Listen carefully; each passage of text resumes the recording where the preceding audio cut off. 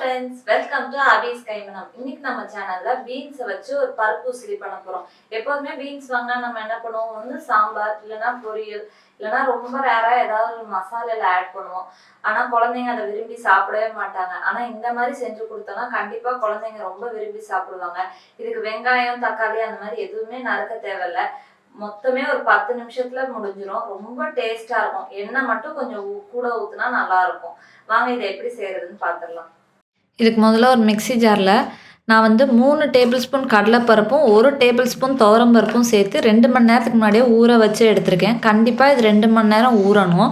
உங்களுக்கு பருப்பு இன்னும் கொஞ்சம் கூட வேணுன்னா ஆட் பண்ணிக்கலாம். ஆனால் கடலைப்பருப்பு இந்த ரேஷியோவில் இருக்கணும், துவரம் பருப்பு இந்த அளவில் இருந்தால் தான் ரொம்ப முரசலாக வராமல் இருக்கும்.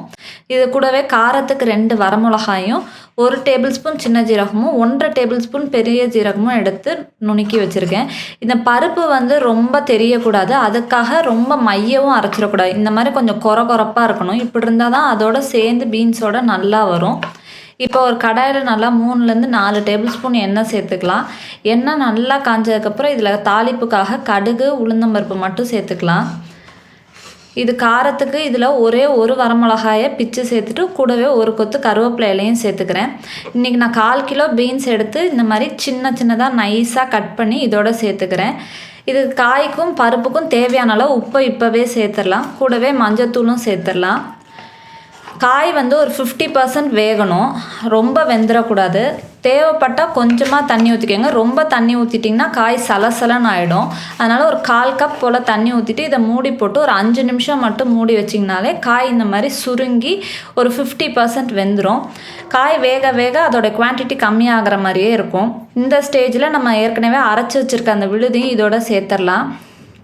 முதல்ல பார்க்கும்போது இது வந்து இந்த காயோட சேராத மாதிரி தான் இருக்கும், கொஞ்சம் கட்டியாக தான் இருக்கிற மாதிரி இருக்கும்.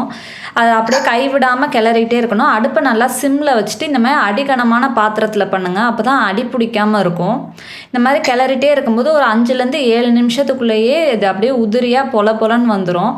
பீன்ஸும் இந்த பருப்பும் அப்படியே ஒன்றா சேர்ந்து வந்துடும். இப்போ பார்த்தீங்களா, கொட்டும் போதே அப்படியே உதிரியாக கொட்டுதில்ல.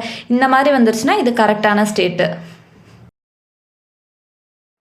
அவ்வளவுதான், நம்மளோட சூப்பரான பீன்ஸ் பருப்பு உசிலி ரொம்ப ஈஸியா தயாராயிடுச்சு. இது பீன்ஸ் மட்டும் வச்சு இல்ல, முள்ளங்கியை வச்சு கூட இது பண்ணலாம். நீங்க முள்ளங்கியை சேர்க்கறதா இருந்தா முள்ளங்கி இந்த மாதிரி டைரக்டா இதோட சேர்த்துற முடியாது. கடாயில தனியா கொஞ்சமா எண்ணெய் ஊற்றி இந்த முள்ளங்கியை மட்டும் போட்டு வதக்கி எடுத்துக்கோங்க. ஏன்னா முள்ளங்கியில கொஞ்சம் தண்ணி சத்து நிறைய இருக்கிற மாதிரி இருக்கும். அதனால அதை மட்டும் வதக்கி எடுத்துட்டு திருப்பி இதே ப்ராசஸ் அப்படியே கண்டினியூ பண்ணீங்கன்னா அதுவும் டேஸ்ட் ரொம்பவே நல்லா இருக்கும். கண்டிப்பா நீங்களும் இந்த ரெசிபியை உங்க வீட்டுல ட்ரை பண்ணி பாருங்க.